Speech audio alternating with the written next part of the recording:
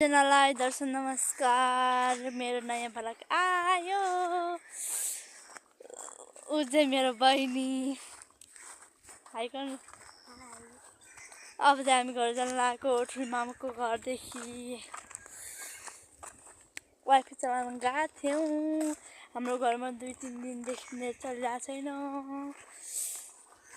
अब कहिले बिग्रिएछ कहिले सपिने हो थाहा छैन।